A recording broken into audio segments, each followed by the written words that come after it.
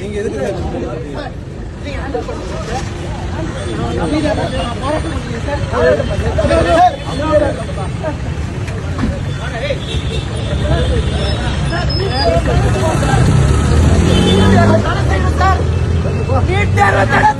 சென்னை புனித ஜார்ஜ் கோட்டையில் இருக்கிற தலைமைச் செயலகம். வழக்கம் போல அதிகாரிகள் அமைச்சர்களுடைய வாகனங்கள் வந்துகிட்டே இருக்கு.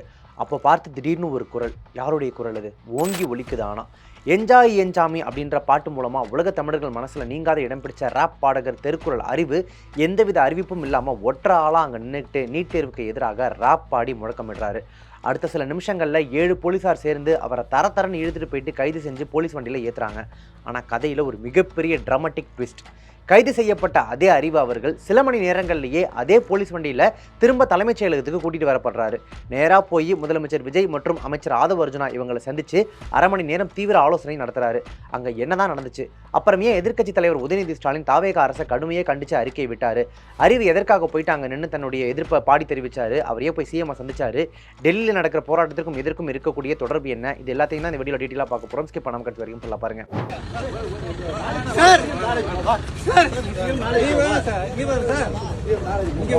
மாணவர்களை அடிக்கக்கூடாது.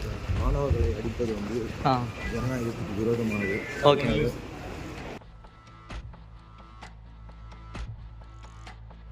இன்றைக்கு அதாவது ஜூலை 21, 2026 காலை வேளையில் தலைமைச் செயலகத்து வாசல்ல பாதுகாப்பு ரொம்ப பலமா இருக்கு. அப்போ பாடகர் அறிவு தன்னுடைய 4 நண்பர்களோட அங்க வராரு. சாதாரணமா எல்லாருமே கோஷம் போடுற மாதிரி இல்லாம பாடகர் அறிவு தன்னுடைய வழக்கமான ராப் பாணி பாடல்கள் மூலமாகவே நீட் தேர்வுக்கு எதிராக முழக்கமிட்டாரு. நீட் தேர்வை உடனடியாக ரத்து செய்யணும், டெல்லியில் போராடக்கூடிய மாணவர்களுக்கு ஆதரவாக தமிழ்நாடு அரசு குரல் கொடுக்கணும் அப்படின்ற மாதிரியான வரிகளை அமைச்சு உறக்க ராப் பாடுறாரு. சட்டமன்ற பகுதி அப்படின்றதுனால அங்கே இருந்த பாதுகாப்பு போலீஸார் இவர் பண்ணுறதை பார்த்துட்டு அதிர்ச்சியாகி அவரை போயிட்டு தடுத்து நிறுத்த ட்ரை பண்ணுறாங்க. அனுமதி இல்லாமல் அங்கே போராடக்கூடாதுன்னு சொல்கிறாங்க. ஆனால் அறிவு தன்னுடைய கோரிக்கையில் உறுதியாக நின்று தொடர்ந்து பாடிக்கிட்டே குரல் எழுப்புறாரு. அந்த சூழல் நேரமாக ரொம்ப சூடாக மாறுது. அதாவது என்ன பண்ணுறதுனே தெரியல போலீஸ்காரவங்களுக்கு. அறிவு தொடர்ந்து அப்படியே பாடிக்கிட்டே நகர்ந்து தலைமைச் செயலகத்துக்கு உள்ளே போக ட்ரை பண்ண அங்கே இருந்த பாதுகாப்பு பணியில் இருந்த போலீஸார் அவர் அத்துமீறி நுழையக்கூடாதுன்னு தடுக்கிறாங்க. ஒரு கட்டத்தில் சுமார் 7 போலீஸார் சேர்ந்து பாடகர் அறிவை தரன்னு இழுத்துட்டு போயிட்டு குண்டு கட்டா தூக்கி காவல் வாகனத்தில் ஏற்றுறாங்க. அவர் கூட சேர்ந்து கோஷமிட்ட அந்த 4 பேரையும் போலீஸார் அதிரடியாக கைதும் பண்ணுறாங்க. இந்த வீடியோ சோஷியல் மீடியாவில் பரவுனதும் தமிழ்நாடே பரபரப்பாயிடுச்சு. ஒரு கலைஞன் மாணவர்களுக்காக குரல் கொடுத்ததுக்கு கைதா அப்படின்னு பலரும் இணையத்தில் ஆதரவாக அவருக்கு குரல் கொடுக்க ஆரம்பிச்சிட்டாங்க. ஆனால் விஷயமே இனிமே தாங்க ஆரம்பமாகுது. அறிவு கைது செய்யப்பட்ட செய்தி காட்டுத்தீ போல பரவுனதும் சிஎம் ஆஃபீஸ்க்கு தகவல் போகுது. செய்தியை கேள்விப்பட்ட முதல்வர் விஜய் அவர்கள் உடனடியாக அதிகாரிகள் கிட்ட பேசி அறிவை சந்தித்து பேசணும், உடனே கூட்டு வாங்க அப்படின்னு உத்தரவிட்டதா சொல்லப்படுது. உடனே போலீஸ் வண்டியில், அதாவது எதில் அவர் அரெஸ்ட் பண்ணி கூட்டிட்டு போனாங்களோ அதே வண்டியில் திரும்ப தலைமைச் செயலகத்துக்கு அறிவை கூட்டிட்டு வராங்க. போலீசார் தரப்புல நாங்கள் அவர் அதிகாரப்பூர்வமாக கைதெல்லாம் பண்ணல, முன்னெச்சரிக்கை விசாரணைக்காகவே அழைச்சிட்டு போனோம் அப்படின்னு சொல்லி விளக்கமும் கொடுக்குறாங்க. பாடகர் அறிவு உள்ள போகும்போது நிருபர்கள் உங்களுக்கு முதல்வர் நல்லா தெரியுமே, அப்புறம் ஏன் இப்படி திடீர்னு போராட்டம் நடத்துனீங்க அப்படின்னு கேட்குறாங்க. அதுக்கு அறிவு சொன்ன பதில் தான் செம ஷார்ப்பு. ஆனால் உங்களுக்கு சிஎம் நல்லா தெரியும், பட் ஆனால் இந்த போராட்டத்துக்கான காரணம் என்னென்ன? மாணவர்களை அடிக்கக்கூடாது. மாணவர்களை அடிப்பது வந்து ஜனநாயகத்துக்கு விரோதமானது.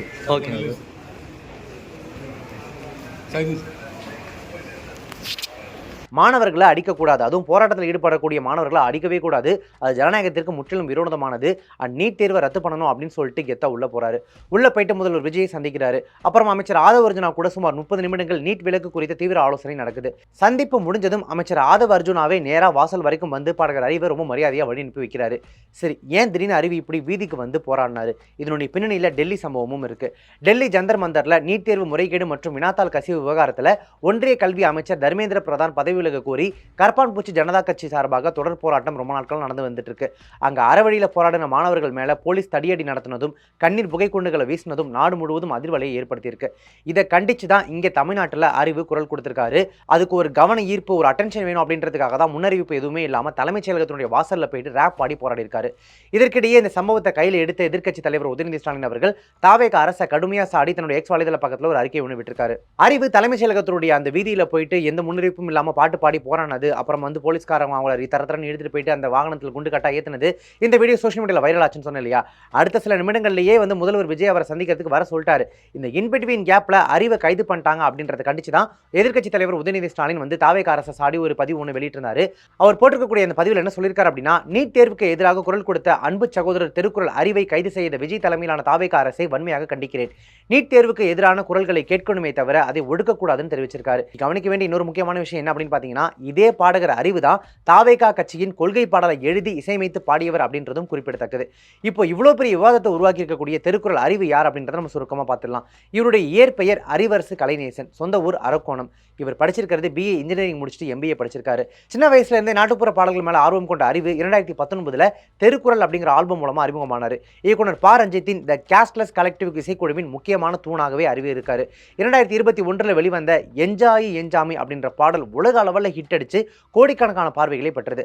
அது மட்டும் இல்லாம மாஸ்டர் படத்தில் வரக்கூடிய வாத்தி ரைடு, சார்பேட்டா பரம்பரையில் வரக்கூடிய நீயே ஒளி, நிலவுக்கு என்மேல் என்னடி கோபம் அப்படின்ற படத்தில் வரக்கூடிய கோல்டன் ஸ்பேரோ, இப்படி பல ஹிட் பாடல்களை தமிழ் சினிமாவுக்கு கொடுத்தவர். சமூகம், சாதிய ஒடுக்குமுறை, எளிய மக்களின் உரிமைகளுக்காக தன்னுடைய பாடல்கள் மூலமா தொடர்ந்து குரல் கொடுத்துட்டு வந்துட்டு இருக்கிறவர் தான் பாடகர் அறிவு. ஒற்றையாளா தலைமைச் செயலக வாசல்ல நின்று போராடி கைது செய்யப்பட்டு அப்புறம் முதலமைச்சரே நேரில் போயிட்டு சந்திச்சு பேசுற அளவுக்கு பாடகர் அறிவின் இந்த நடவடிக்கை தமிழ்நாட்டு அரசியலில் மிகப்பெரிய அலைகளை உருவாக்கியிருக்கு, நிறைய விவாதங்களை உருவாக்கியிருக்கு அப்படின்னு சொல்லலாம். நீட் தேர்வு விவகாரத்தில் அரசும் மக்களும் மாணவர்களும் அடுத்து என்ன செய்ய போறாங்க அப்படின்றது தான் இப்போதைய எதிர்பார்ப்பாக இருக்கு. இந்த சம்பவத்தை பத்தி நீங்க என்ன நினைக்கிறீங்க? பாடகர் அறிவின் இந்த திடீர் போராட்டமும் முதலமைச்சரின் இந்த சந்திப்பும் சரியா? உங்களுடைய கருத்துக்களை மறக்காம கீழே கமெண்ட்ஸை தெரியப்படுத்துங்க. இந்த மாதிரியான செய்திகளும் தகவல்களும் உடனே கொண்டு தெரிஞ்சுக்கணும் அப்படின்னு நினைச்சீங்கன்னா நம்ம சேனல் உடனே சப்ஸ்கிரைப் பண்ணிட்டு மறக்காம ஃபாலோ பண்ணிக்கோங்க.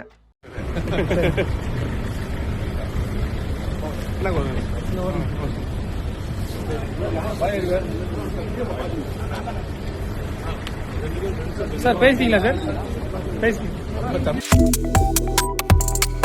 Subscribe to One India and never miss an update.